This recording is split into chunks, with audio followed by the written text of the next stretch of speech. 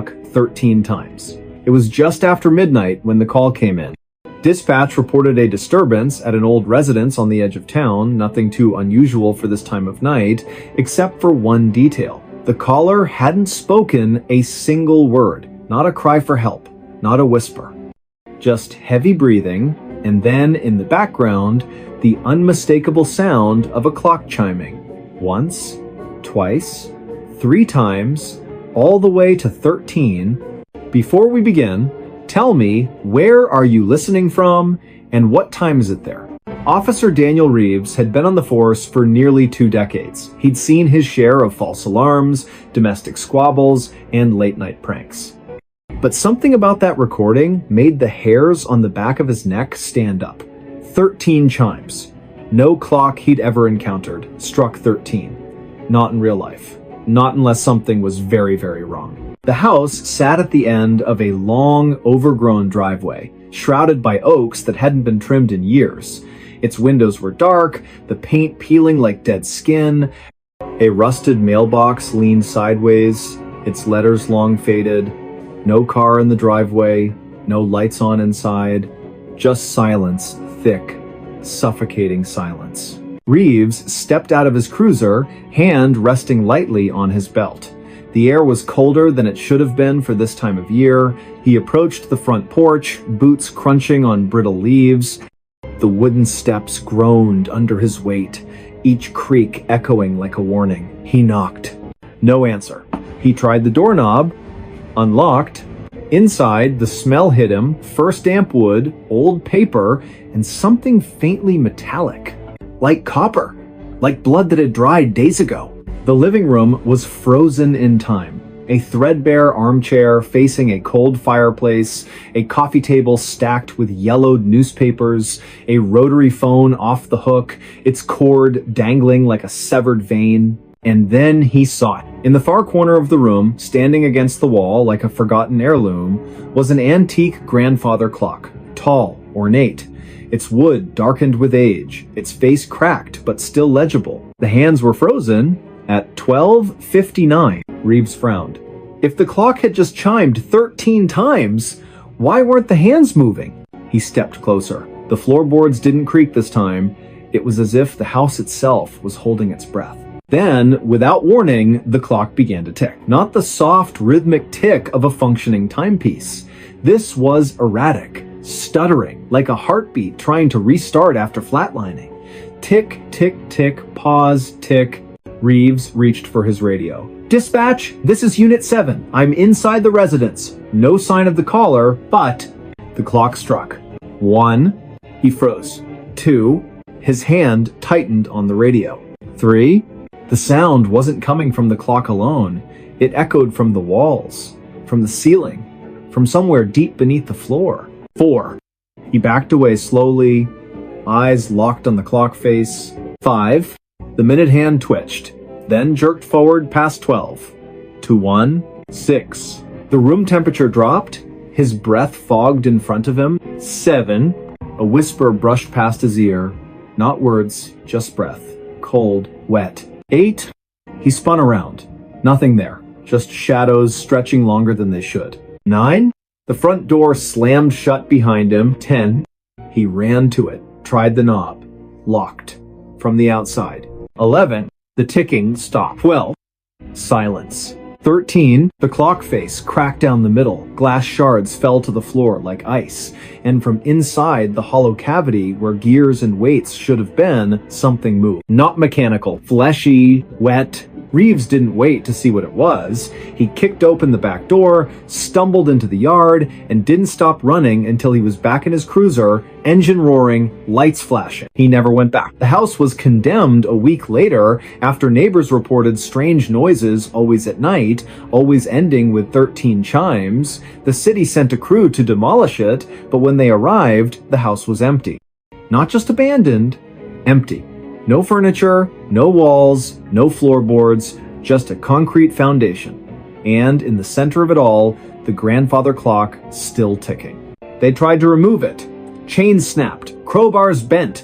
The crane's engine died the moment the hook touched its frame. So they left it there. And every night, just after midnight, if you drive past that lot, if you roll your windows down and listen very, very carefully, you'll hear it. Tick, tick, tick. And then, clear as a bell. 1, 2, 3, all the way to 13. No one knows who built that clock, or why it counts beyond 12. But those who've heard it say the same thing. After the 13th chime, you don't feel like yourself anymore. Your thoughts get borrowed. Your reflection lingers a second too long. And sometimes, in the dead of night, you wake up standing in front of that empty lot, staring at the clock, waiting for it to call your name. Dispatch logs still list the original call as unverified disturbance. But Reeves? He retired early, moved 3 states away, changed his number, still checks his locks twice before bed. Because last Tuesday, just after midnight, his own wall clock, brand new digital battery powered, chimed once. Then twice. He unplugged it. It chimed a 3rd time. He hasn't slept through the night since. And if you're listening to this right now, ask yourself, what time is it where you are? Because if it's just past 12, you might want to cover your ears. Stay safe out there. His name wasn't on list. It started with a clipboard. Not a dramatic object, not something you'd expect to send chills down your spine, just a standard issue, weathered clipboard with a frayed metal clip and pages of neatly printed names. Standard procedure for any official evacuation. Standard until it wasn't. The setting was a small coastal town, quiet, the kind of place where everyone knows your coffee order and your dog's name. The streets were lined with salt-bleached shingles and porch swings that creaked in the breeze. Tourists came in summer for the lighthouse and the fresh crab rolls, but locals stayed year-round, bound by generations of tides and tradition. But that night, the ocean wasn't calm. A storm was rolling in, not the usual summer squall, but something deeper, angrier. The kind that makes birds fall silent hours before it hits, that sends dogs whining into closets, and old fishermen muttering prayers under their breath. The barometric pressure dropped so fast, some people reported nosebleeds. Authorities issued a mandatory evacuation for the low-lying neighborhoods.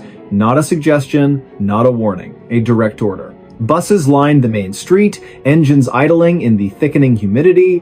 Volunteers in bright vests guided families to safety, checking names off printed manifests. Everything seemed under control, organized, efficient, almost routine, except for one man. He stood near the back of the line, duffel bag slung over his shoulder, eyes scanning the crowd like he was searching for someone who never showed up. He wasn't panicking. Not exactly. But there was a tension in his posture, a stillness that didn't belong among the chaos of crying children, barking dogs, and the occasional sob from someone clutching a framed photo. He wore a faded windbreaker, jeans, and boots caked with sand. Nothing unusual. Yet, people kept glancing at him, then looking away quickly, as if their eyes refused to settle on him for too long. When it was his turn, he stepped forward and gave his name to the volunteer holding the clipboard. The volunteer, a college student named Marcus, working community service hours after a minor traffic violation, frowned. He ran his finger down the list, then back up, then again, slower this time, squinting under the flickering emergency floodlight. "I'm sorry," Marcus said, voice low enough that only the two of them could hear. "But your name? It's not here." The man blinked. Once. Twice. "That can't be right. I live on Seaview Lane, number 42. Marcus checked again, flipping to the next page, then the previous one. All residents from Seaview Lane are accounted for. Evacuated an hour ago. Your name, it's just not on the list. A cold silence settled between them, even as the wind picked up around them, whipping papers and plastic bags into the air like startled ghosts. "I've lived there for 12 years, the man said, voice steady but tight, like a rope pulled to its limit. "I pay taxes. I get mail. I'm on the census. I'm times here asterisk." Marcus hesitated. He looked to his supervisor, a retired firefighter named Ellis, who'd been overseeing the operation from a folding chair under a pop-up tent. Ellis had a face carved by decades of smoke and salt, his left eyebrow permanently raised from an old burn scar. He approached slowly, boots crunching on gravel, and took the clipboard without a word. He scanned the list. His expression didn't change, but his knuckles whitened around the metal edge. "He's right," Ellis said finally, voice gravelly but calm. "You're not listed." The man's face went pale, not the pale of fear, but the grayish pallor of someone realizing the ground beneath them has vanished. "Then, who's been living in my house?" No one answered. Because the truth was, according to every official record, the utility company, the post office, the county assessor, even the local grocery store's delivery logs, number 42 Seaview Lane, had been vacant for over a decade. The previous owner, an elderly widow named Eleanor Voss, had passed away quietly in her sleep during a winter storm. No relatives claimed the property, the house sat empty, the power was shut off, the water disconnected, mail returned to sender with addressee deceased stamped in red, and yet, this man had keys. He showed them. A keychain with a worn-down fob from a hardware store that closed 5 years ago, a spare house key with grooves smoothed by years of use, even a garage remote that still blinked green when he pressed the button. He pulled out his driver's license address matched. His phone showed recent photos, the living room with his dog on the rug, sunlight streaming through lace curtains, the kitchen with coffee mugs drying on the counter, a half-eaten apple beside the sink, the backyard where he'd planted tomatoes just last spring, their vines already heavy with green fruit. None of it should have existed. Authorities let him board the bus, not because they believed him, but because turning someone away during a mandatory evacuation wasn't protocol, and frankly, no one wanted to argue with a man who looked like he hadn't slept in days and carried the weight of something no one else could see. He sat alone in the back, staring out the window as the town disappeared behind sheets of rain. The storm broke just as they crossed the bridge, out of town, lightning splitting the sky like a seam, thunder so deep it vibrated in your ribs. He didn't flinch, just kept watching the rearview mirror as if expecting something to follow. The next morning, after the storm passed and the floodwaters began to recede, a team went to inspect Seaview Lane. Every house was intact, flooded in some cases, shingles torn off, porches washed away, but standing, except number 42. It was gone. Not destroyed, not collapsed. Asterisk. Gone asterisk, as if it had never been built. The lot was empty, overgrown grass, a single mailbox post leaning in the mud, but no foundation. No rubble? No sign a structure had ever occupied that space? Even the old oak tree that used to shade the front yard? Vanished. Roots, trunk, everything. They checked satellite imagery from the past 5 years. Nothing. No house, no driveway, no roofline, not even a shadow where one should have been. But the man's photos? Still on his phone. Clear, detailed, real. Timestamps verified by the device's internal clock. Geotags placed him squarely at coordinates that, according to every map, were just empty land. He was questioned for hours, polygraphed, his background checked by state and federal databases. No criminal record, no history of mental illness, no aliases. He worked as a marine biologist at the local university, specializing in deep-sea sediment analysis. Quiet, reliable, never missed a day of work. Colleagues vouched for him, described him as the kind of guy who brings soup when you're sick and never mentions it again. His dog, a golden retriever named Finn, was found wandering near the evacuation center, collar still on, leash trailing behind, muddy but unharmed. Finn's microchip registered to the same address. Now, here's where it gets stranger. A week later, a maintenance worker at the county records office was sorting through archived property files, paper backups, the kind no one looks at anymore, when he found something odd. Tucked into a folder labeled Seaview Lane Vacant Properties was a single sheet of paper, a handwritten addendum, dated just 3 days before the storm. It listed a new resident for number 42, name, the man from the bus. Occupation, marine biologist. Emergency contact, none. Signature at the bottom, but not his. The handwriting was identical to Eleanor Voss's, the one who died over 10 years ago. Same looping cursive, same slight tremor in the T-cross. The paper smelled faintly of salt water and lavender, her favorite scent, according to neighbors who remembered her tending roses in a wide-brimmed hat. The clerk showed it to his supervisor. The supervisor called the sheriff. The sheriff called the state archives. No one could explain how it got there. The file had been sealed since the property was declared abandoned. No one had accessed it in years. They tried to track down the man again. He'd vanished, left his hotel room without checking out, left his dog with a neighbor who'd only known him as the quiet guy from Seaview, left his job, his bank accounts untouched, his car parked at the university lot with a half-finished coffee in the cup holder. The only thing missing was the clipboard, or so they thought. Months later, a hiker in the northern woods over 200 miles away reported finding a backpack near an abandoned ranger station. Inside, a waterlogged journal, its pages swollen but legible, a rusted key that didn't match any known lock, and a single page torn from an official evacuation list. One name was circled in shaky handwriting, not his own. Beneath it, scribbled in the margin, asterisk, if your name isn't on the list, you were never supposed to leave. Asterisk. The journal contained daily entries, mostly mundane tide patterns, water temperature readings, grocery lists, but in the final weeks, the tone shifted. Entries became fragmented.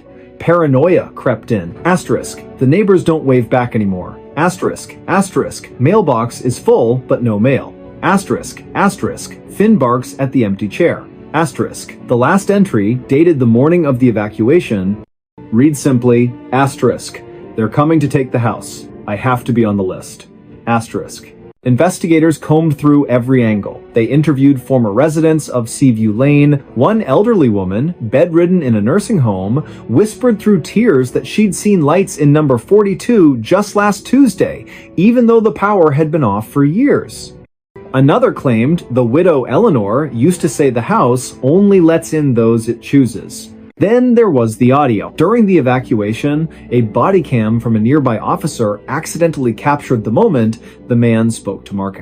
In the background, barely audible over the wind, you can hear something else, a low hum, almost subsonic. And then, just as the man says, I'm here, a faint voice layered beneath his own whispers, asterisk. But you weren't. Asterisk. The recording was analyzed by 3 separate audio labs. All confirmed, the second voice wasn't electronic interference, it matched no known voice in any database. And it spoke in perfect sync with the man's lip movements, except the words were different. To this day, no one knows how he got on that bus. No one knows who or what was living in that house. And no one can explain why, during every major storm, emergency dispatch receives a call from a number that doesn't exist.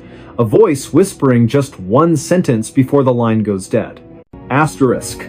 Check the list again. Asterisk. Some say the house wasn't erased. It just stepped out of time. That it exists in the gaps between breaths, between heartbeats, between the seconds when no one is looking. And the man? Maybe he wasn't the resident. Maybe he was the warning, a glitch in the system, a soul the house let go because it needed room for someone else. Because here's the thing they don't tell you about evacuation lists. They're not just about who's leaving. They're about who's allowed to. And if your name isn't there, maybe you were never really there to begin with. Maybe you were just borrowed. And maybe, somewhere out there, another clipboard is being prepared. Another storm is gathering. And another man is standing in line, heart pounding, hoping his name appears before the clock runs out. Stay safe out there. She woke in wrong house. It began with a headache. Not the sharp, stabbing kind, not the migraine that blinds you.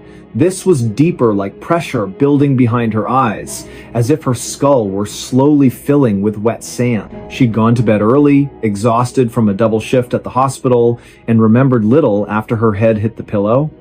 Just the hum of the ceiling fan, the soft weight of her cat curled against her ribs, and then nothing. Until she woke up. Cold linoleum beneath her bare feet, the smell of mildew and old wood, a dim yellowish light filtering through grimy windows she didn't recognize. She sat up slowly, heart hammering, and looked around. This wasn't her apartment. The walls were covered in faded floral wallpaper, peeling at the seams. A threadbare armchair sat in the corner, its stuffing leaking like entrails. On the coffee table, a chipped teacup, cold ash in the tray beside it, and a newspaper dated, but the ink smudged beyond reading. The air was still. Too still. No traffic outside. No distant sirens. No hum of the city she'd lived in for 7 years. She called out, "Hello?" Only silence answered. She checked her phone. Dead. No signal anyway. The charger wasn't hers, thick, old, with a 2-prong plug she hadn't seen since childhood. She tried the light switch, flickered once, then stayed on, casting long shadows that seemed to twitch at the edge of her vision. Panic rose, but she forced it down. She was a nurse, trained for emergencies, assess, adapt, survive. She moved to the front door, locked. Not with a deadbolt, just a simple turn knob lock, the kind you'd find in a house from decades ago. She twisted it, pulled. The door opened, not to a hallway, not to a street, to a forest. Thick, ancient trees pressed close, their branches knotted like arthritic fingers. Fog clung to the ground, swirling gently as if breathing. No path, no road. Just endless woods stretching into gray mist. She slammed the door shut. Back inside, she searched for clues. In the bedroom, a narrow bed with a crocheted blanket, a dresser with a cracked mirror, no photos, no personal items, just a single hairbrush on the nightstand with strands of dark hair that weren't hers. She was a redhead. In the kitchen, the refrigerator hummed weakly. Inside, a carton of milk well past its expiration, a half-eaten loaf of bread moldy at the edges, and a single jar of pickles, her favorite brand. The same one she always bought. That's when the nausea hit. Not from the smell, from the impossibility. How did her favorite pickles end up in a stranger's fridge in a house that shouldn't exist? She tried the back door, also unlocked. Same forest, same fog, same suffocating quiet. She sat on the porch steps, arms wrapped around herself, trying to think. Had she sleepwalked, been drugged, kidnapped, and left here as some cruel joke? But why leave the doors unlocked? Why stock the fridge with her food? Then she noticed something. The trees, they weren't moving. No wind, no rustling leaves, not even a bird call. The forest was frozen, like a photograph or a stage set. She stood, turned back to the house, and froze. The front door was closed. She hadn't shut it. Her breath caught. She approached slowly, hand outstretched. The knob was ice cold. She turned it. Inside, everything was the same, except the teacup was gone. In its place sat a fresh one, steam rising. She didn't touch it. She backed away, heart pounding like a trapped thing. This wasn't right. None of it was right. She needed help. She needed to get out. She walked into the forest. Not because she wanted to, because staying felt worse. The fog swallowed her within minutes.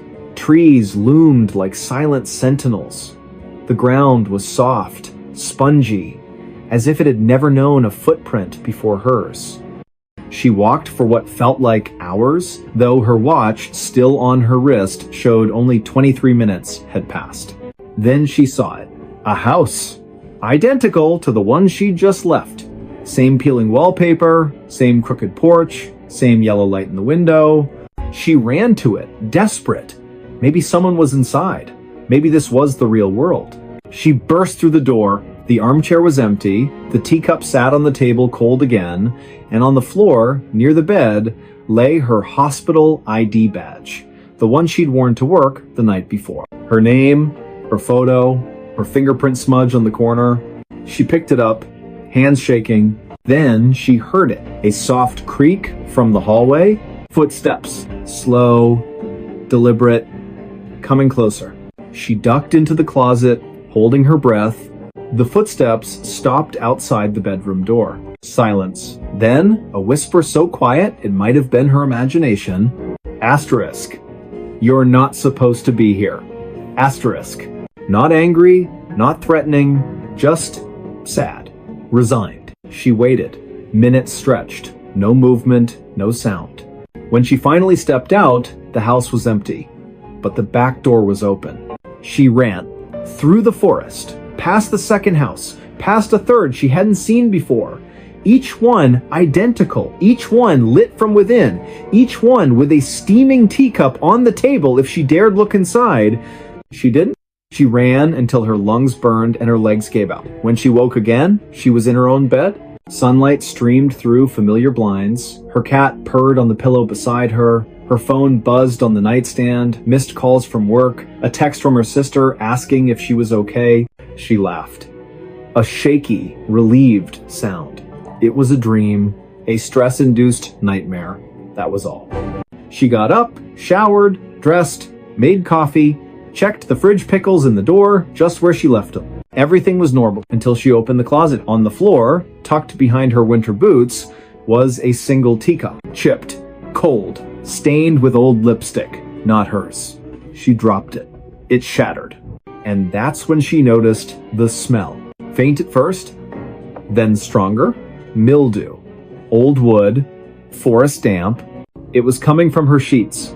From her hair.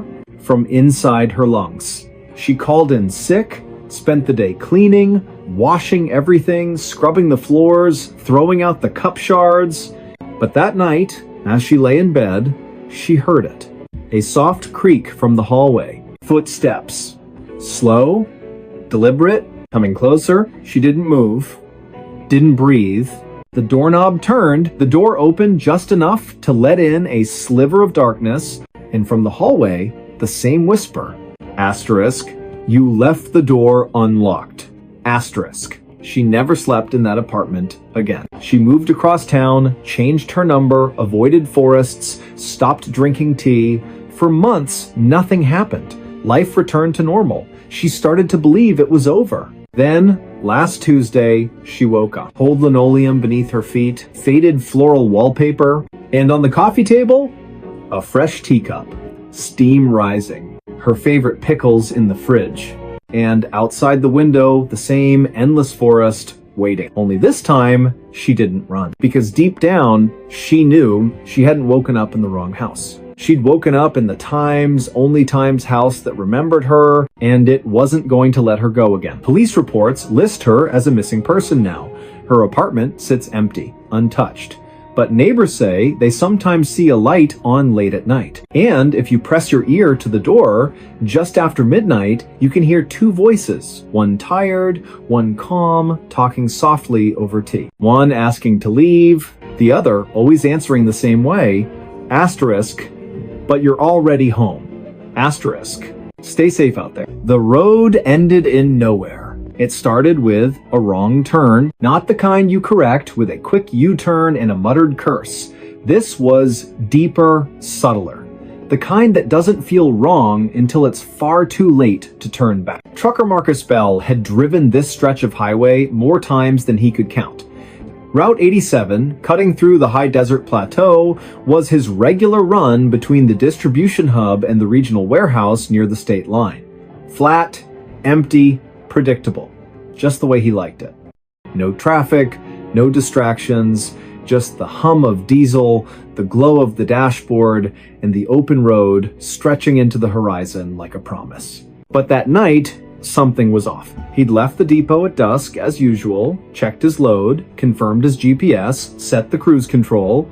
The first 2 hours passed without incident, radio playing low, coffee in the thermos, stars beginning to prick through the violet sky. Then, around mile marker 214, his GPS flickered. Just once. A brief stutter, the screen went black for half a second, then rebooted. When it came back, the route had changed. Not by much, just a slight reroute cutting through County Road K19 instead of staying on the main highway. Faster route, the voice said, calm and synthetic.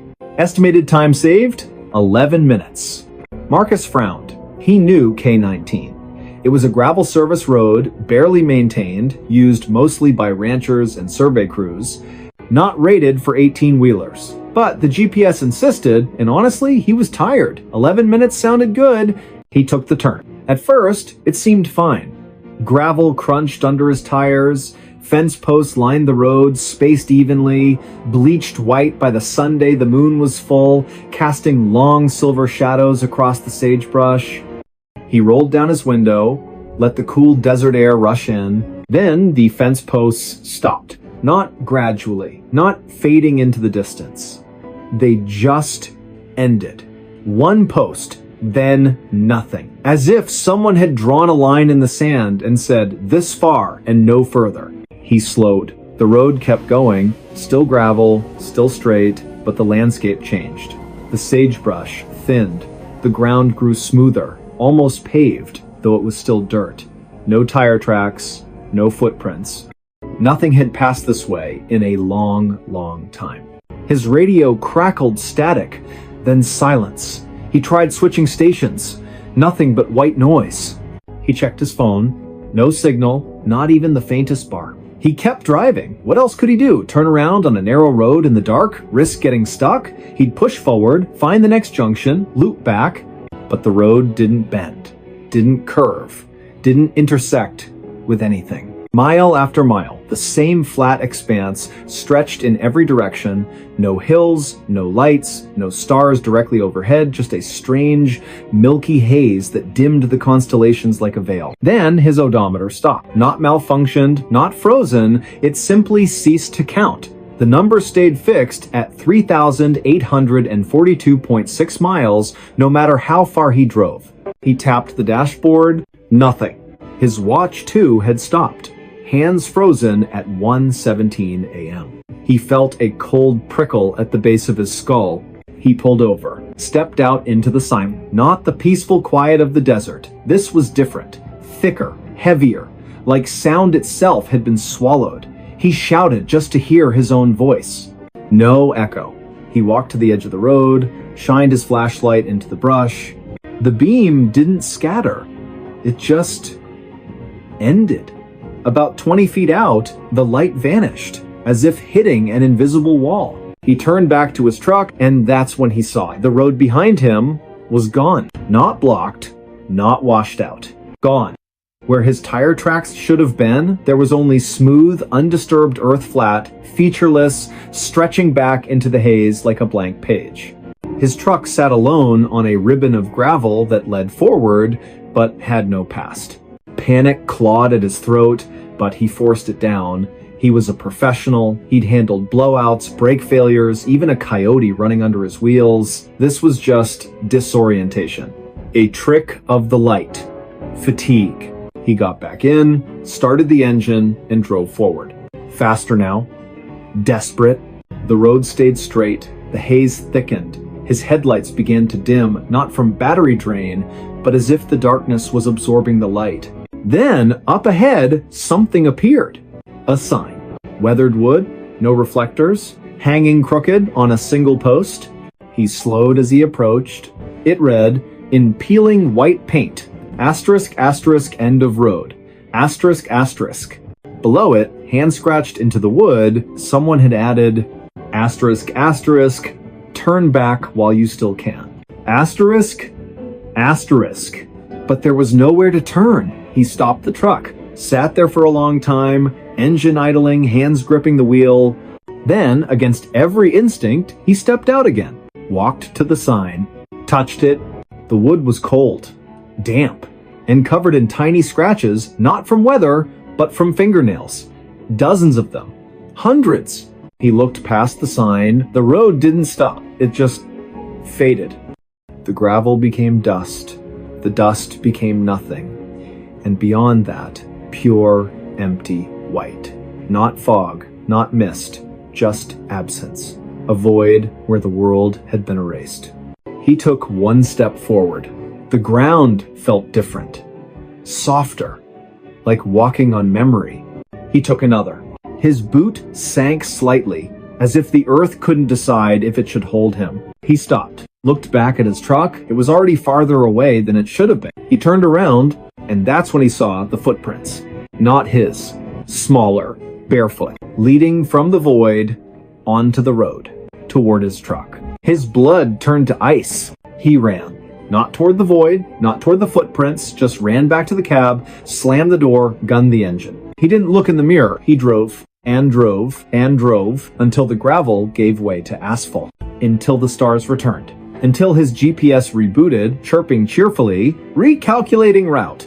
He didn't stop until he reached the warehouse. He reported the incident to his dispatcher. A clipped, shaky account of a GPS glitch and a confusing detour left out the sign, the footprints, the void. They logged it as driver fatigue, recommended rest. But Marcus knew. 2 days later, during a routine maintenance check, the mechanic found something wedged in the rear axle. A child's shoe, mud-caked, worn thin at the heel, laces missing. Inside, still damp, was a folded piece of paper. On it, written in crayon, asterisk, asterisk, you left the door open, asterisk, asterisk. Marcus never drove Route 87 again. He quit trucking, moved inland, took a job stocking shelves at a grocery store, avoided maps, avoided roads that ran too straight.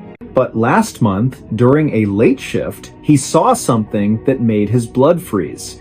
A delivery truck pulled into the loading dock, same make, same model as his old rig. The driver stepped out. Same build, same walk. But it wasn't him. The man glanced at Marcus, gave a small, knowing nod, then walked inside. Marcus followed. The man wasn't at the register, wasn't in the break room, wasn't anywhere. But on the floor near the back exit, fresh gravel and a single bare footprint leading out into the parking lot. Marcus called the police. They found nothing. But that night, as he lay in bed, he heard it. The low rumble of a diesel engine idling outside his apartment. He looked out the window. No truck, just an empty street. And at the end of it, where the pavement met the darkness, the faintest glow of taillight. Waiting, because the road doesn't end, it just finds you again. And this time, it won't let you leave. State troopers still list County Road K-19 as unmaintained but passable. Satellite images show it terminating at a dry wash, just like any other desert track. But locals, ranchers, surveyors, night shift workers know better. They say if you drive K-19 past midnight and your headlights start to dim, don't look ahead. Look behind you, because the road that ends in nowhere, it's already behind you, and it's closing fast. Stay safe out there. Voices came from empty chair. It began with a chair, not an antique, not a cursed heirloom, just an ordinary wooden dining chair, 4 legs, straight back, slightly wobbly on the left rear leg. The kind you'd find at any thrift store, garage sale, or inherited from a relative who didn't have much to leave behind. It sat in the corner of a modest living room in a rented bungalow on the outskirts of a town so small it didn't even have a stoplight. The house had been vacant for months before the new tenant moved in. He needed somewhere quiet, somewhere cheap, somewhere no one would ask questions. His name was Elias Reed, late 30s, quiet. Worked overnight security at a data storage facility 20 miles away. Preferred silence to small talk. Owned little, just a duffel bag of clothes, a secondhand laptop, and a coffee maker that hissed like an angry cat. He bought the chair for $8 at a flea market because his back hurt from sitting on the floor. He placed it near the window, facing the yard. Not for guests, he never had any, but because he liked watching the birds at dawn after his shift. The first time he heard it, he thought it was the wind, a soft murmur, barely audible, like someone whispering just out of earshot. He was making coffee, back turned, when it came again clearer this time. Tired. He froze, turned slowly. The room was empty, just him, the coffee maker, and the chair. He checked the windows, locked, front door secure, no one in the backyard. He even opened the closet, half expecting a squatter or a raccoon. Nothing. He chalked it up to exhaustion. 36 hours awake, too much caffeine, too little sleep, happens to everyone. But it happened again the next night. This time, he was sitting on the couch, laptop open, when the voice came low, raspy, unmistakably human. You shouldn't be here. Elias snapped his head toward the chair. Empty. He stood, walked over, touched the seat, cold, dry, no hidden speakers, no wires, nothing. He recorded the room with his phone for 3 hours, played it back. At the 1:47 mark, a voice definitely not his says, clear as day, he's watching. No one was watching. The blinds were closed. The street was empty. He tried to return the chair, drove back to the flea market. The vendor, a woman with silver braids and eyes that never blinked, shook her head. "That chair's been sold," she said. "You can't give it back." "But I just bought it last week," Elias said. She smiled faintly. "Not to you." He left it on the curb that night, tied a free sign to the backrest. The next morning, it was back on his porch, undisturbed. No footprints, no tire marks, just the chair facing the door as if it had walked home. That's when he stopped sleeping. He started noticing other things. The chair would be in a different position each morning, turned slightly toward the bed or angled toward the kitchen, as if following his movements. Once, he found it in the hallway, blocking the bathroom door. He hadn't moved it. Then came the conversations. Not just single words, full exchanges between the chair and something else. One night, lying awake, he heard it. "Did you bring it?" "Yes." "Good. He's almost ready." Elias didn't move, didn't breathe. He stared at the ceiling, heart slamming against his ribs. The next day, he called a local priest. Not because he was religious, but because he'd heard stories. The priest came, sprinkled holy water, said a prayer, left quickly without making eye contact. Later, Elias found the priest's business card torn in half on the kitchen table. On the back, in handwriting that wasn't his, "Too late." He considered moving. But where would he go? And what if the chair followed? Then, one evening, he decided to test it. He sat in the chair just once to see what would happen. The moment he lowered himself onto the seat, the room changed. The air grew thick, humid, like a basement after a flood. The light dimmed, though the sun was still up. And then silence. Not peaceful silence. The kind that presses against your eardrums like water. And then a voice, not from the room, but from inside his own head, "You've been sitting in my spot." Elias bolted up so fast, he nearly fell. His skin was clammy, his mouth tasted like copper. He didn't sit in it again, but the chair didn't need him to. Neighbors began to notice. Mrs. Calloway from next door knocked one afternoon, pale-faced. "Your lights were on all night," she said, "and I heard talking, two voices, like you had company." Elias shook his head. "I live alone." She stared at the window, at the chair. "Then who were you talking to?" He had no answer. The final incident happened on a Tuesday. Elias came home from work, exhausted, to find the front door unlocked. He always locked it. Always. He stepped inside, hand on his flashlight like a weapon. The chair was in the center of the room, facing the door, and on the seat, his security badge. The one he'd worn to work that night, the one he'd left clipped to his belt. He hadn't been home all day. He picked it up. The plastic was warm. Then the voice came, not a whisper, not a murmur, but a full sentence, spoken with calm certainty. "You don't need to go back." Elias backed out of the house, didn't pack, didn't call anyone, just got in his car and drove until the gas ran low. He never returned. The landlord found the house empty a week later. No note, no forwarding address, just the chair, still in the living room, and a single coffee cup on the table, half full, cold, but not stale, as if it had been poured that morning.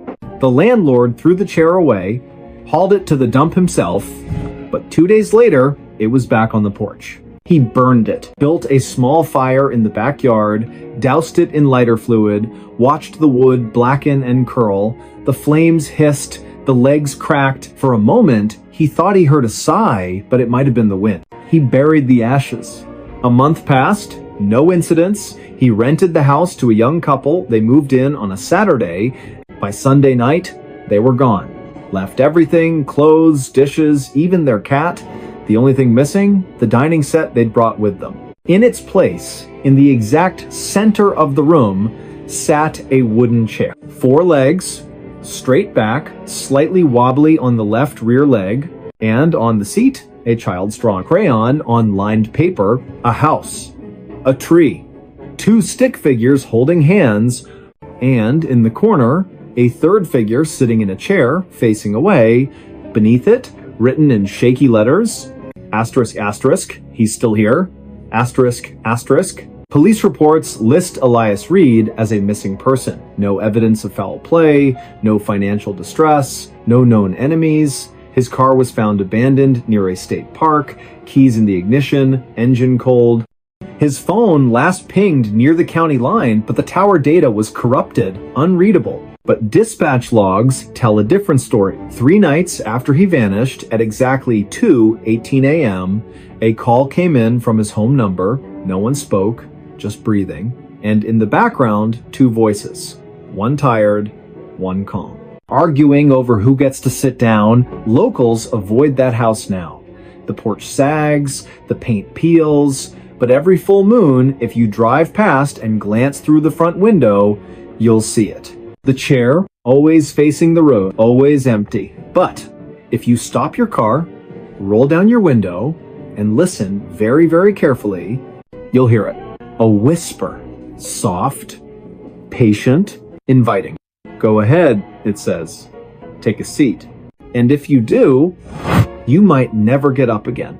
Because some chairs aren't meant for the living. They're waiting for someone to fill the silence. Stay safe out there. He found her diary yesterday. It started with a box. Not a suspicious package. Not a locked chest. Just a plain cardboard moving box left on the curb outside a recently vacated apartment complex in a quiet neighborhood where nothing ever happened. The kind of place where mail carriers wave, dogs bark at squirrels, and the biggest drama is whether the recycling gets picked up on Wednesday or Thursday. The man who found it, Daniel Mercer, wasn't looking for anything. He was just walking his dog, a scruffy terrier named Rook, after a long shift at the municipal water treatment plant. He liked these walks. Predictable, calm, the kind of routine that kept the noise in his head at bay. He'd moved into the complex 6 weeks earlier after his divorce.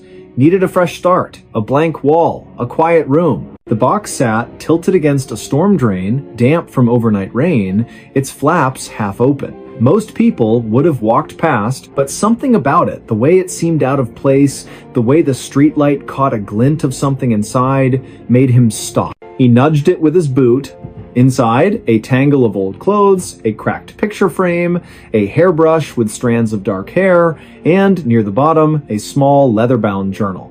He almost left it. But Rook sniffed the box, then whined a low, uneasy sound the dog only made when something was wrong. Daniel picked up the journal. It was heavier than it looked. The leather was worn soft at the edges, the spine cracked from use, no name on the cover, just a faint scent of lavender and something sharper underneath like pencil lead and dried tears. He took it home. Not because he wanted to snoop, but because it felt wrong to leave it in the rain. He told himself he'd turn it in to the leasing office in the morning. That was all. But that night, unable to sleep, he opened it. The first page was dated simply asterisk, day 1, asterisk, no year, no month, just day 1. The handwriting was neat at first, almost clinical, but grew increasingly frantic as the entries went on. The early pages described ordinary things, grocery lists, weather observations, a neighbor's cat that kept stealing her socks. But then, around day 23, the tone shifted. Asterisk. He's watching me again. Not from the street, from inside the walls. I hear him breathing when the house is quiet. I check the vents. Nothing. But I know he's there. Asterisk. Daniel frowned. Probably just someone's private thoughts. Maybe the previous tenant had mental health struggles. He should stop reading. But he didn't. Asterisk. Day 31. I stopped locking the doors. It doesn't matter. He doesn't use doors. He just appears. Last night, I woke up and he was standing at the foot of my bed.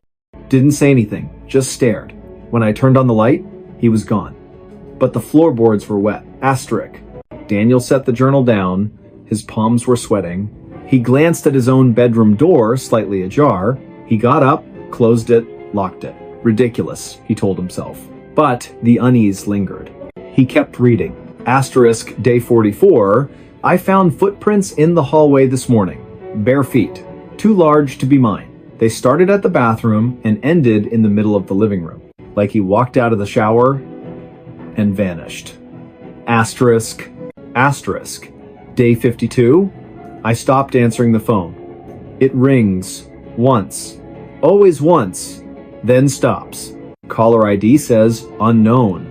But when I pick up, I hear my own voice whispering things I never said. Asterisk. Asterisk, day 60, I know what he wants. He doesn't want me dead.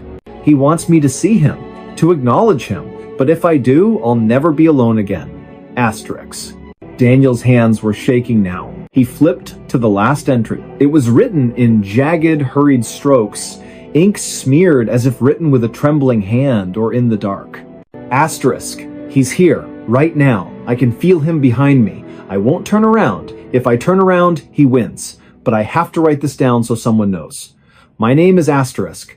The sentence ended mid-word. The rest of the page was blank. Daniel closed the journal slowly. His apartment felt colder than usual. The hum of the refrigerator sounded louder. Too loud, like it was covering something up. He stood, walked to the window, peered out. The street was empty. Streetlights cast long, still shadows.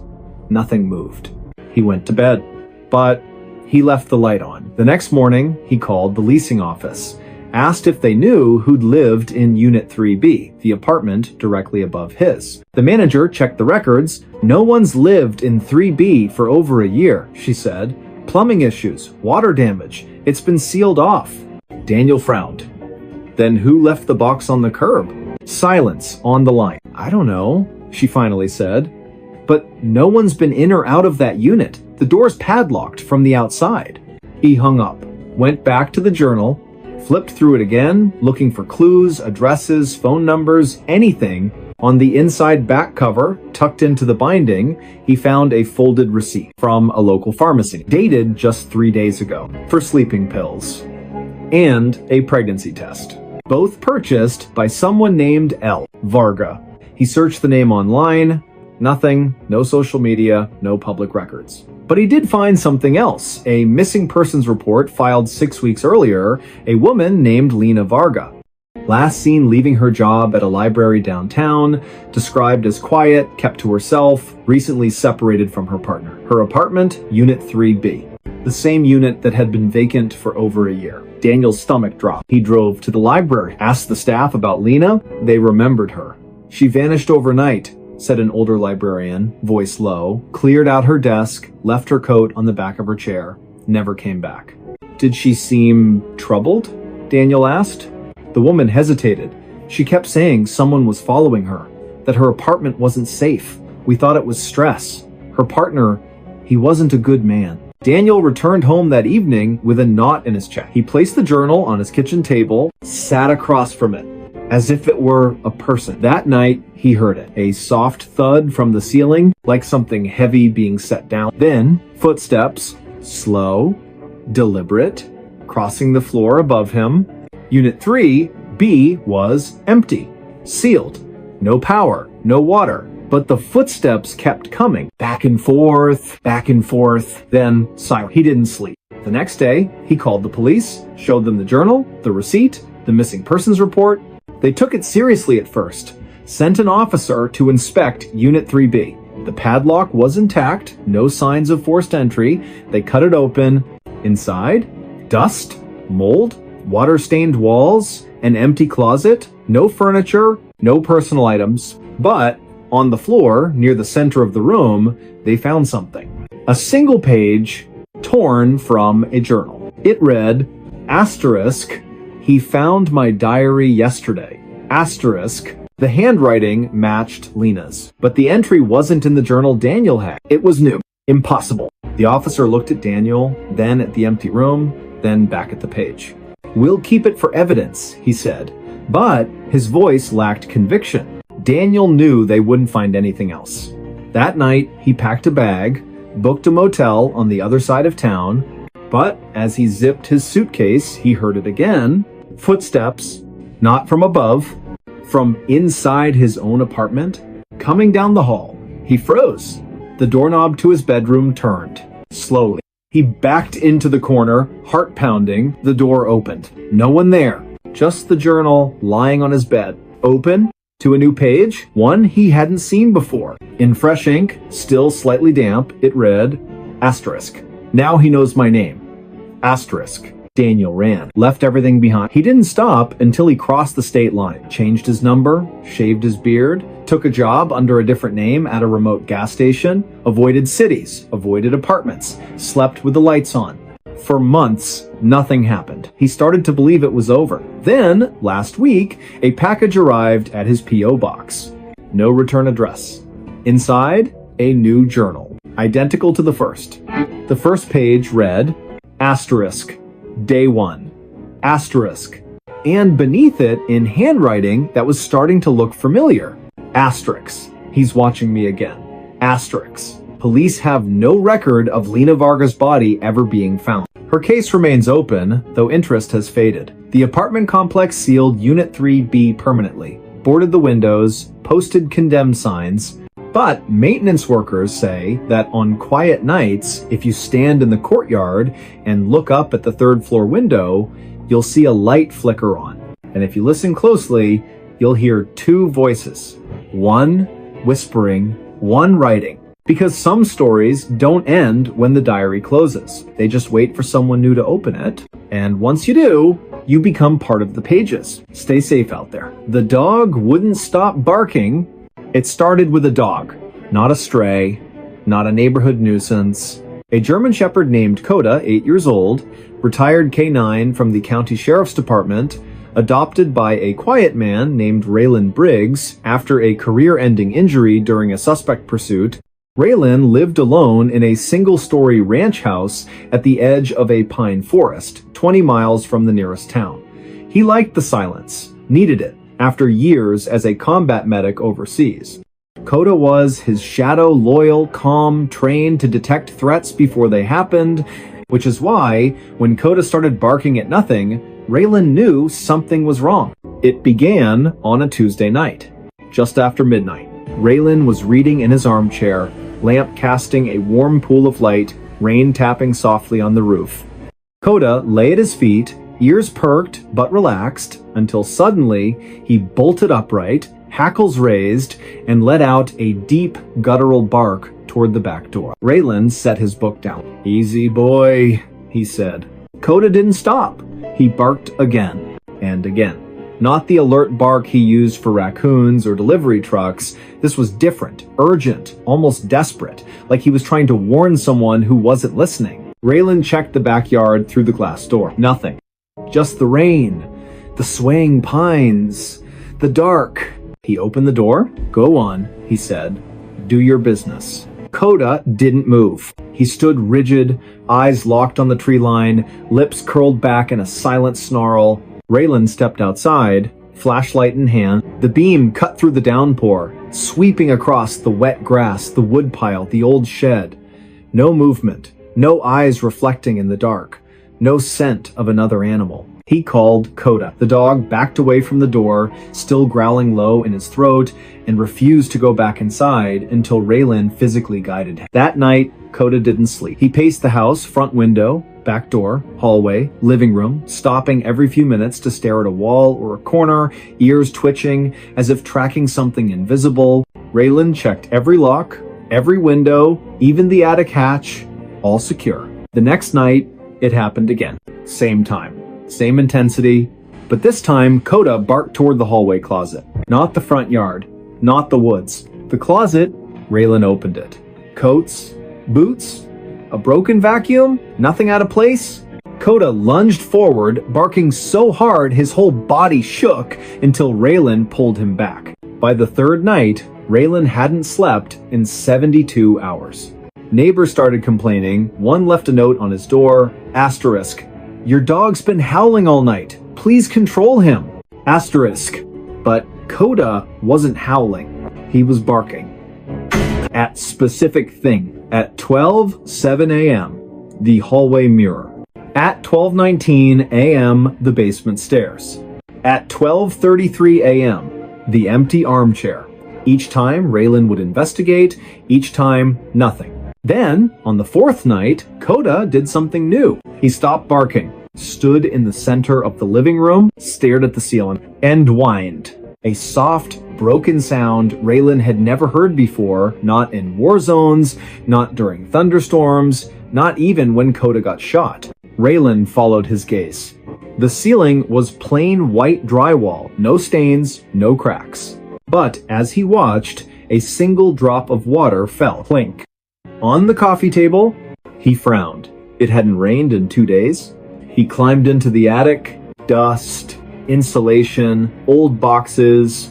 And in the center of the floor, fresh footprints, bare feet, too large to be his, leading from the attic access panel to the spot directly above his bed. Raylan's blood ran cold. He called the sheriff. Deputies came, searched the property, checked the attic, swept the woods, found nothing. No signs of trespassing, no forced entry, no evidence anyone had been there. One deputy, a former K-9 handler himself, knelt beside Coda. "He's not barking at animals," the man said quietly. "He's barking at something he can't chase, something that doesn't leave tracks." Raylan didn't sleep that night. He sat in the armchair with a shotgun across his lap, Coda at his side, both of them watching the dark. At exactly 12:03 a.m., Coda's head snapped toward the front door. Not barking, just staring, ears flat, tail stiff. Raylan stood slowly, walked to the door, looked through the peephole. Nothing. He opened it. The porch was empty. But on the welcome mat soaked through, though the sky was clear, was a child's mitten, muddy, torn at the thumb. Raylan had no children, no visitors. He picked it up with a gloved hand. Inside, Coda was trembling. Not from fear, from rage. The next morning, Raylan drove to the local historical society. Asked about the land his house was built on. The archivist, an elderly woman with thick glasses, flipped through property records, then paused. "This parcel, it wasn't developed until the late 80s, she said. Before that, it was part of the Holloway property. They lived here for generations." She lowered her voice. "Their youngest son disappeared in the winter of, well, it doesn't matter when. He was 6 years old. Vanished from his bedroom. They searched for weeks, never found him. The family moved away. The house burned down a year later, accidental fire," they said. Raylan's throat tightened. "How old would he be now?" he asked. She did the math silently. "About your age," she said. Raylan left without another word. That night, he didn't turn on the lights. Sat in the dark with Coda, waiting. At 12 a.m., the barking started again. But this time, it wasn't at the walls. It was at Raylan. Coda stood 3 feet away, eyes locked on him, barking sharp, warning barks as if Raylan were the threat. Raylan froze. "Coda, it's me," he whispered. The dog didn't stop. Then, slowly, Raylan felt it, a presence behind him. Not a sound, not a smell, just weight, like the air had thickened. He turned. The armchair was empty, but the cushion was indented, as if someone had just stood up. Coda barked harder. Raylan backed into the kitchen, grabbed his keys, and left. He spent the night in his truck at a 24-hour diner. Coda sat in the passenger seat, eyes on the rearview mirror the entire time. The next day, Raylan called a contractor. "I want cameras," he said. "Motion sensors, floodlights, everything." They installed them that afternoon. By nightfall, the house was wired like a fortress. Raylan sat in the living room, laptop open, feeds from every angle displayed on screen. 11:58 p.m. Coda lay at his feet, tense but quiet. 11:59 p.m. The dog's ears twitched. 12 a.m. Coda erupted into barking, furious, panicked, staring at the hallway. Raylan checked the camera feed. The hallway was empty. But then, on the thermal overlay, the system detected a heat signature. Human-shaped, standing in the hallway, not moving, just watching. Raylan's breath caught. He zoomed in. The figure had no face, no features, just a blur of warmth where a person should be. And then, as if sensing the camera, it turned toward the lens, toward Raylan. Coda lunged at the screen, barking so hard he choked. Raylan shut the laptop. He couldn't stay. He packed a bag, loaded Coda into the truck, and drove through the night. He didn't stop until he reached his sister's house 3 states away. For 2 weeks, Coda was calm. No barking, no pacing, just sleeping at the foot of the guest bed, sighing in his sleep like a dog finally at peace. Raylan started to believe it was over. Then, on the 15th night, Coda woke up, stood in the middle of the room, stared at the closet, and barked. Not once, not twice, over and over, until Raylan opened the closet door. Inside, on a shelf of folded blankets, was a small, mud-caked shoe. Child-sized, and beside it, a single pine cone from the woods behind Raylan's old house. Coda never stopped barking after that. Not for food, not for walks, not even when Raylan cried. He just stood by the window facing east, barking into the distance, as if trying to warn someone who was already gone. Raylan moved again and again. Each time, within days, Coda would find something: a toy soldier in the yard, a wet footprint on the porch, a drawing tucked under the windshield wiper showing a house with a dog and a boy holding hands. The sheriff's department ran tests. The items had no fingerprints, no DNA, no logical explanation, but Coda always knew, because dogs don't lie. They don't imagine threats. They sense what's real even when it shouldn't be. Raylan eventually stopped running. He returned to the house, not because he wanted to, but because Coda refused to leave the driveway, sat there for 3 days, barking at the front door, until Raylan finally opened it. Inside, everything was as they'd left it. Dust on the tables, mail piled up, and in the center of the living room, the armchair facing the door. Waiting, Raylan sat in it. Coda lay at his feet. And for the first time in months, the dog was silent, because he wasn't warning anyone. He was guarding. Neighbors say the lights are on every night now, and if you drive past after midnight, you'll see 2 figures in the window. 1 man, 1 dog, watching the tree line, waiting, because whatever came that first night, it never left. It just learned to be quiet. But Coda still hears it, and he won't stop barking until it's gone for good, or until no one is left to hear him. Stay safe out there. Footprints led back to me. It started with mud. Not the kind you track in after gardening or a rainy walk. This was thick, black, and glistening like wet tar mixed with something organic, something that shouldn't cling to concrete the way it did. It appeared on the back porch of a small, isolated cabin nestled deep in the pine barrens of northern county land. The cabin had no neighbors for miles. No streetlights, no cell service, just trees, silence, and the occasional cry of a distant owl. The man who lived there, Elias Crow, was a cartographer by trade, though he hadn't taken a job in over a year. He'd come here to map nothing, to disappear. After the accident, the one that wasn't his fault but haunted him like a debt he could never repay, he needed a place where no one knew his name, where the past couldn't find him. He kept to himself, bought supplies once a week in town, paid in cash, spoke only when spoken to. The locals called him the quiet one. They didn't pry. That's how things worked out here. But on a cold, damp morning, just after dawn, he stepped outside to fetch firewood and saw them. Footprints leading from the tree line straight to his back door. Not deer, not coyote, human. Bare feet, each print deep, as if the person had been carrying something heavy or running. Elias frowned. He checked the locks. All secure, nothing missing, no signs of forced entry. He swept the prints away with a broom, told himself it was a lost hiker, a trespasser, someone who got turned around in the fog. But that night, he heard it. A soft crunch on the gravel path, like someone walking slowly, deliberately. He grabbed his flashlight, stepped onto the porch. Nothing, just the wind in the pines. He scanned the ground, and there they were again, fresh prints leading from the woods to his door. And then, impossibly continuing inside, he hadn't opened the door. He checked the windows. Locked. The cabin was sealed tight, yet the trail didn't stop at the threshold. It went through. As if the person had walked straight through the wood. Elias didn't sleep that night. The next morning, he followed the prints back into the woods. They were clear, deep impressions in the damp earth, spaced evenly, purposeful. He walked for nearly a mile deeper into the forest than he'd ever gone, until the trees grew so thick the sunlight barely touched the ground. And then the trail ended, not at a campsite, not at a road. It ended at a tree.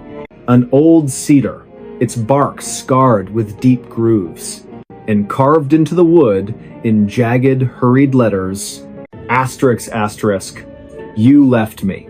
Asterisk, asterisk. Elias's breath caught. He didn't recognize the writing, but the words felt like a punch to the gut. He turned to leave and froze. because behind him, leading back the way he'd come, were new footprints. His own. But he hadn't walked back yet. He was still standing at the tree. He looked down at his boots. Dry, clean, but the prints on the ground? Wet, muddy, fresh. And they led back to the cabin. Back to him. He ran. Not because he was afraid of the woods, but because the trail wasn't just following him, it was anticipating him. That evening, he set up motion-activated trail cameras around the property, placed gravel under the windows, even sprinkled flour on the porch just to see. At 2:17 a.m., the camera triggered. The footage showed nothing at first, just swaying branches, mist curling over the ground. Then, slowly, footprints began to appear in the flour. One, then another, no body, no shadow, just bare feet materializing out of thin air, stepping toward the door. The camera captured the sound too, a wet, squelching step, then silence, then another step. Elias watched it 3 times. On the 4th viewing, he noticed something. The footprints weren't just appearing. They were erasing times themselves behind as they moved forward, like time itself was folding. He called the county sheriff. 2 deputies came out the next day, listened to his story, watched the footage, checked the tree, found nothing unusual. Stress, one said gently. Isolation does things to the mind. Elias didn't argue, but that night, he stayed awake with a shotgun across his lap. At exactly 2:17 a.m., the floorboards creaked. Not from outside. From inside the cabin, he turned on the light. On the wooden floor between the bed and the door were wet footprints, leading from the hallway to the foot of his bed, and then, as he watched, they began to fade. Not dry up. Fade. Like they were being pulled backward through time. He followed them with his eyes to the door. It was locked, but the trail didn't stop there. It continued through the wall, into the hallway, into the living room, and out the front door. He ran outside. The prints led into the woods. He followed them again. This time, they didn't end at the cedar. They ended at a shallow depression in the earth, overgrown, hidden by ferns. He brushed the leaves aside. Beneath them, a rusted metal tag. Dog tag. Name partially worn away, but the last 3 letters were clear. Asterisk, asterisk, O. Asterisk, asterisk. His last name, his own. He dropped it like it burned, because he'd never owned a dog. Never served in the military. Never worn a tag, but the accident, the one he never spoke of, involved a vehicle. A rainy night, a sharp curve, and a passenger who didn't make it. A passenger whose name started with J, whose last name was also Crow. His younger brother, they never found the body. Just the car, upside down in the ravine, driver's seat empty, passenger side caved in. Elias had walked away with a concussion, broken ribs, and a silence he'd carried ever since. He'd told investigators he blacked out, that he woke up alone, that he didn't know what happened to his brother.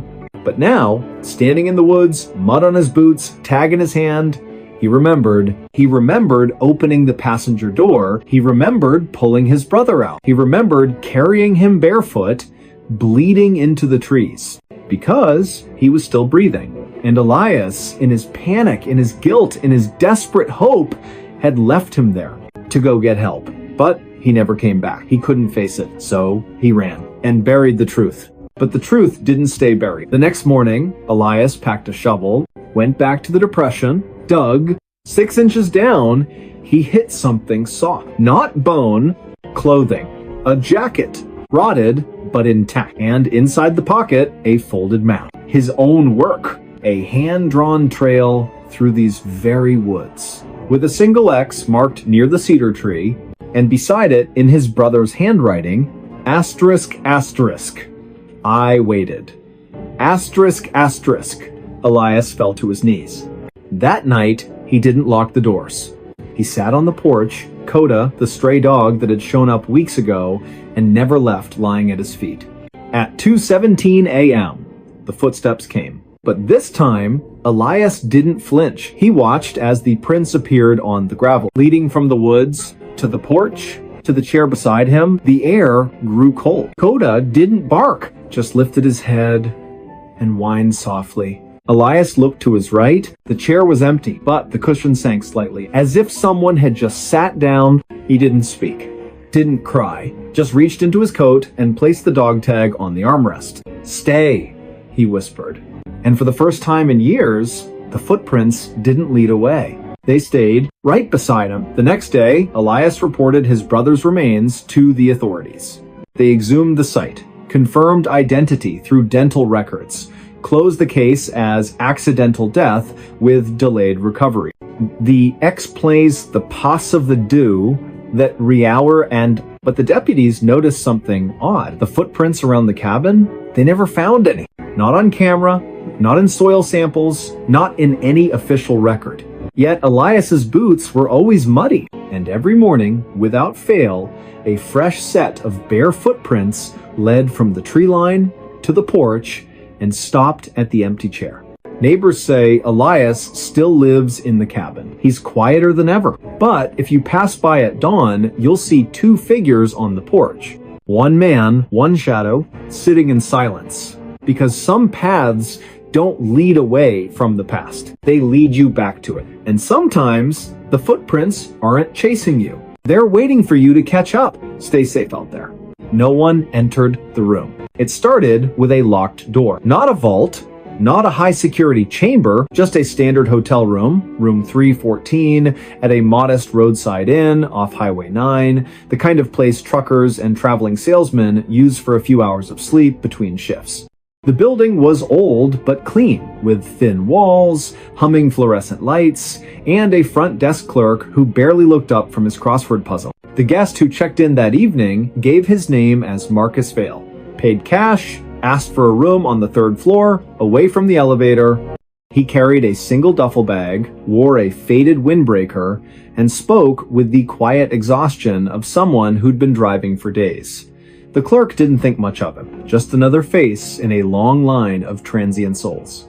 Marcus took the key actual metal, not a card, and went upstairs without a word. He locked the door from the inside, not just the latch, the deadbolt too. Then he pushed a heavy wooden chair under the knob, the way people do in movies, the way he'd done every night since it began. He didn't turn on the light, just sat on the edge of the bed, back straight, eyes fixed on the door. He didn't sleep. He never did. At exactly 3 a.m., the knocking started. Not loud, not frantic. 3 soft raps, pause 3 more. Like someone polite, patient, certain they'd be let in. Marcus didn't move. He knew better. The knocking stopped after a minute. Silence returned. He exhaled. Then, on the other side of the door, he heard breathing. Slow, wet, close. Like someone had pressed their face against the peephole. Marcus clenched his fists. He stayed like that until dawn. When the sun rose, he removed the chair, unlocked the door, and stepped into the hallway. Empty. No one in sight. He went downstairs, returned the key, and left without breakfast. The clerk barely noticed. But later that day, during routine cleaning, the housekeeper found something strange. The room was immaculate, bed made, trash empty, towels unused, but on the floor, directly in front of the door, was a single set of footprints, muddy, bare feet, leading right up to the threshold, and stopping, as if whoever made them had simply vanished. She reported it to the manager. They checked the security footage from the third floor hallway. Clear as day, Marcus Vale entered room 314 at 8:47 p.m. No one else approached the door all night. No staff, no guests, no shadows. At 6:12 a.m., Marcus exited alone. But the camera showed something else. At 2:04 a.m., the door handle moved just slightly, as if someone inside had tried to open it. But Marcus never touched it, and no one came from outside. The manager reviewed the footage 3 times. Each time, the same result. No one entered the room. Yet, the footprints were real. The housekeeper swore on her life she hadn't tracked mud in. They deep cleaned the carpet. 2 nights later, another guest stayed in 314. A retired school teacher named Helen Price, she locked her door, as she always did.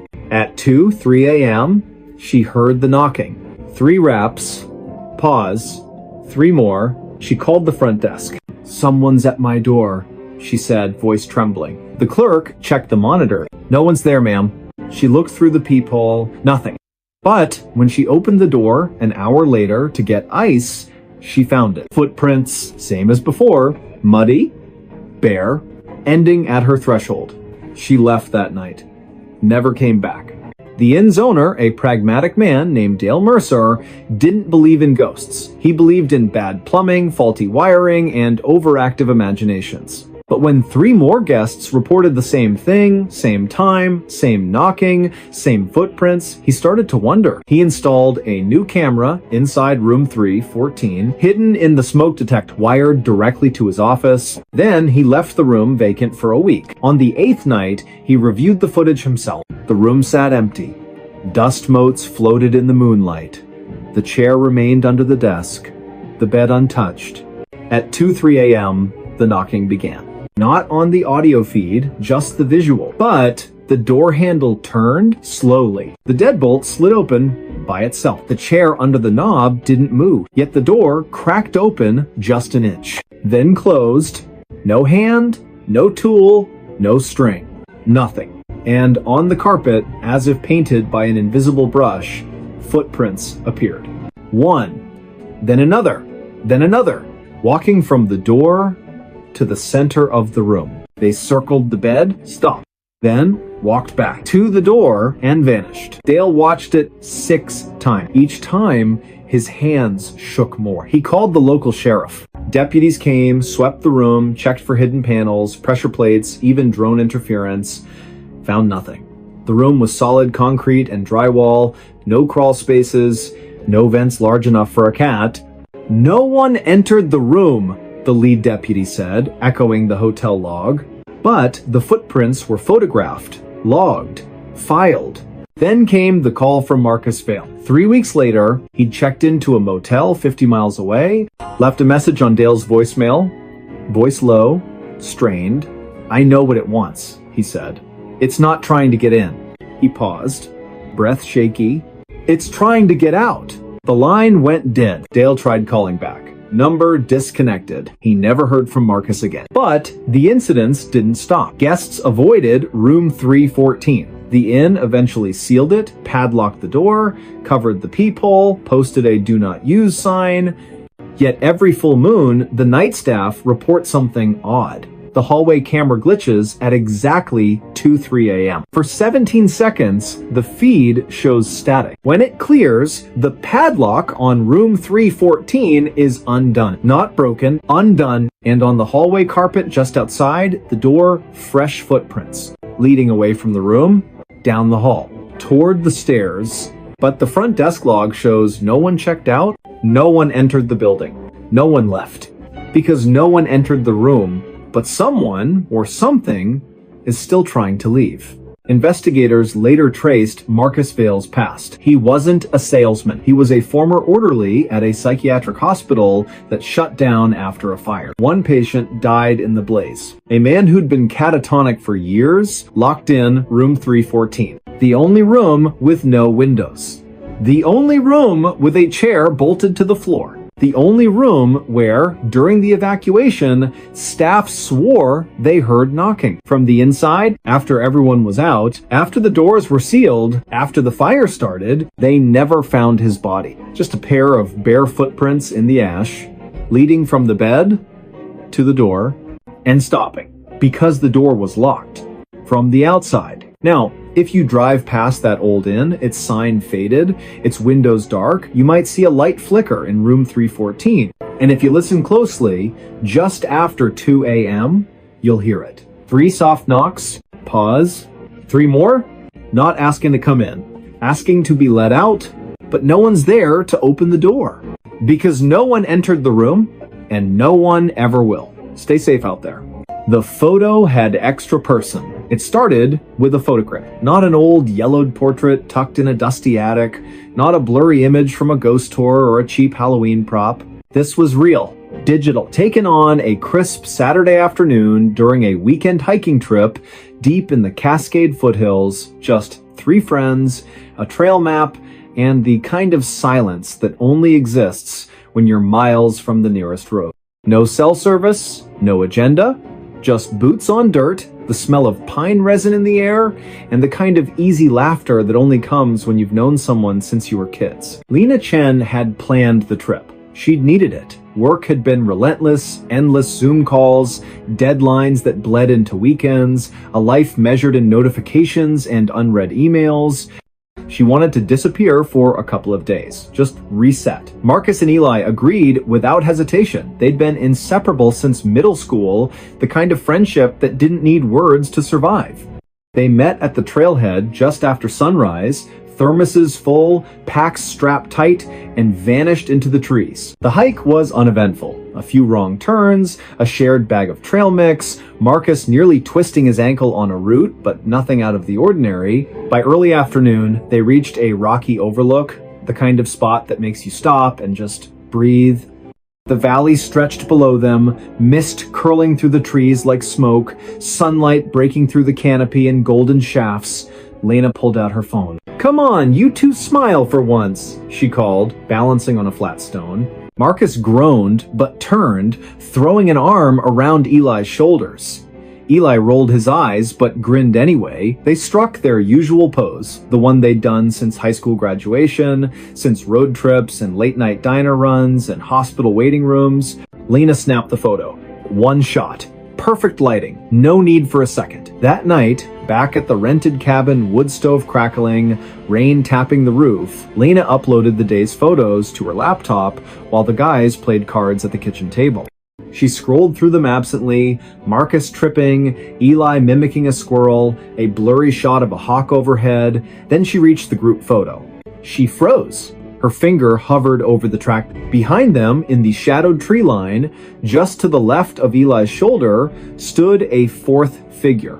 Tall, thin, dressed in dark, nondescript clothing that seemed to absorb the light rather than reflect it, not blurred, not a trick of motion, fully in focus, as if they'd been standing there, posing.